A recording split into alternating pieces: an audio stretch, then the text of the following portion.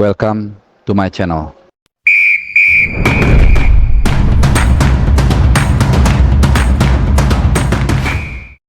Halo, salam sehat. Masih dalam suasana Lebaran, hari kedua Idul Fitri. Sambil menemani kalian mungkin makan opor atau bersilaturahmi dengan keluarga atau apapun aktivitas kalian, mungkin lagi ada di luar kota, di puncak atau dimanapun. Gue akan terus mengupdate perkembangan dari persiapan tim nasional Indonesia U23 yang sebentar lagi akan menuju atau bertanding di Palagan Piala Asia U23 2024 di Qatar ya. Jadi tanggal 15 adalah pertandingan pertama kita nanti akan menghadapi Qatar di Jassim Bin Hamad Stadium. Ya, oke. Jadi seperti mungkin sebagian dari kalian sudah mendengar informasi terkait dengan ditetapkannya 23 nama nanti yang akan bertarung. Jadi gue juga mengintip beberapa podcast yang serupa yang dimana sebagian dari kalian juga biasanya follow juga ya, ada beberapa dan mereka sudah mengangkat topik ini. Jadi kali ini gue akan mencoba mengupas dari aspek yang berbeda. Jadi ada beberapa hal yang gue akan angkat di sini, bicarakan di sini, dan mudah-mudahan ini menambah knowledge ataupun informasi kita semua ya. Oke, jadi seperti yang gue bilang tadi, 23 nama sudah ditentukan. Profilnya ada 3 kiper, yaitu Adi Satrio yang kemarin tampil di leg pertama menghadapi Vietnam, dan juga Hernando Ari yang main di leg kedua menghadapi Vietnam di Midin Stadium. Kemudian ada Dava Fasya, ini pemain Borneo. Jadi 3 pemain portiere atau kiper ya, bahasa Italianya portiere. Kemudian ada defensore, ada 9, ini cukup banyak. Jadi paling banyak itu back 9. Ada Rio Fahmi, Muhammad Ferrari, Komang Teguh, Rizky Ridho, Justin Hubner dimasukin. Nah, artinya betul memang dari informasi dari teman-teman yang gue juga sebenarnya dengar ya, dari Erick Thohir mengatakan demikian. Cuman karena dia dimainkan di Cerezo Osaka kemarin, gue jadi berpikir mungkin dia nggak akan dilepas gitu ya. Tapi ternyata gue salah. Jadi ternyata kalau kelihatan dari nama yang dimasukkan oleh Sintayong, artinya Justin Hubner nanti akan tampil nanti melawan Australia yang kedua. Jadi firm ya. Oke. Kemudian ada Pratama Arhan, Kakang Rudianto yang menyusul kemarin terakhir, Doni Tripamungkas dan juga Zaki Ashraf dari PSM Makassar. Tengah ada 7, agak sedikit ya. Kita lihat ada Ivar Jenner, Marcelino Ferdinand, Witan Sulaiman, Fajar Fatur Rahman, Iksan Zikrak, Arkan Fikri, dan Raihan Hanan. Dan di depan ada lumayan banyak lah, 4. Ada Ramadan Sananta, Rafael Strike, Kelly James Stroyer, dan juga Hoki Caraka. Nah, dari total 23 nama ini, Persija menyumbang yang paling banyak, ada 5 pemain. Jadi kalau di total ini hampir seperempat dari skuad timnas ini dihuni oleh Macan Kemayoran. Ada Rio Fahmi, Muhammad Ferrari, Rizky Ridho, Donitri, dan juga Raihan Hanan. Kemudian Borneo ada 4, kalau dipresentasikan ini 17%. Fajar Fatur Rahman, Dava Fasya, Komang Teguh, dan Iksan Zikrak. Lalu sisanya itu satu-satu semua. Ada PSM Makassar, ada Bayangkara FC, Arema, Persib Persib Kakang Rudianto ya. Kemudian Hernando Ari 1, Persebaya, PSIS 1. Sebenarnya PSIS ada 3 awalnya, tapi 2 dicoret, yaitu Erlangga Setio dan juga Dewangga ya. Kemudian ada dari Persik Kediri James Kelly Stroyer. Dari Persis Solo hanya ada 1, Ramadan Sananta. Persis Solo juga harusnya ada 2 ya, tapi ya hanya 1, sorry, Ramadan Sananta. Kemudian Hoki Caraka dari PSS Sleman, jadi satu-satunya wakil PSS Sleman. Nah, kemudian juga ini menarik, gua akan tarik dari sisi pengalamannya. Jadi ada sebagian jebolan dari Piala Asia Senior, ada sebagian jebolan dari yang juara yang dapat emas di SEA Games kemarin 2023. Nah, ini gue mau ngasih sudut pandang buat kalian. Ini menunjukkan bahwa nggak perlulah kita berdebat ceng-cengan soal local pride atau nggak local pride. Ya, terbukti kita lihat apa yang dilakukan oleh Uda Indra Safri dengan membina para pemain yang lebih muda, dan ini kelebihan dari Uda Indra Safri, ternyata itu berkelanjutan, berkesinambungan di tim nasional U23, bahkan di senior di tim nasional senior ya. Terbukti kita lihat ada jebolan dari ada 12 ya, ada 12. Ini gue data bukan A1, ini data primer ya, jadi gue cari sendiri. ada 12 ya. 12 pemain jebolan dari Piala Asia dari SEA Games 2023, di antaranya eh Rio Fahmi, kemudian ada Muhammad Ferrari dan Rizky Ridho. Ya, Rizky Ridho ini lumayan sibuk ya, main di SEA Games, main di ada beberapa nama main yang di SEA Games, di Piala Asia Senior dan juga di Piala Asia U23. Jadi udah 3 nama ya, Rio Fahmi, Muhammad Ferrari, Rizky Ridho. Tiga-tiganya kebetulan dari Persija juga nih. Kemudian Fajar Fatur Rahman, Komang Teguh, Witan Sulaiman, Hernando Ari, Adi Satrio,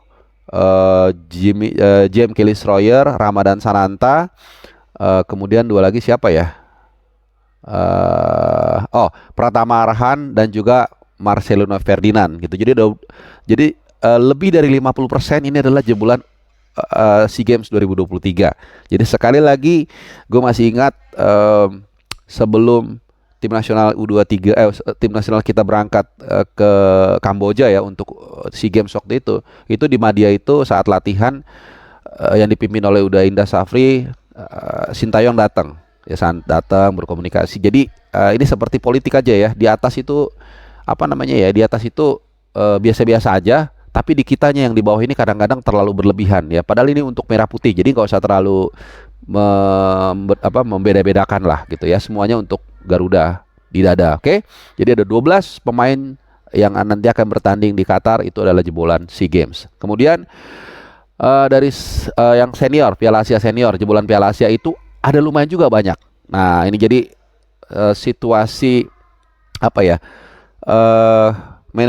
manajemen dari kepelatihan di tim nasional ini cukup bagus, dari kelas usia sampai dengan senior. Yang tadi gue bilang terbukti ada kesinambungan. Jadi ada 10 jebolan Piala Asia Senior yang akan tampil nanti di Piala Asia U23, yaitu Hernando Ari, Justin Hapner, Rizky Ridho, Pratama Arhan, Marcelino Ferdinand, Ivar Jenner, Ramadan Sananta, Hoki Carakan, dan Rafael Strike.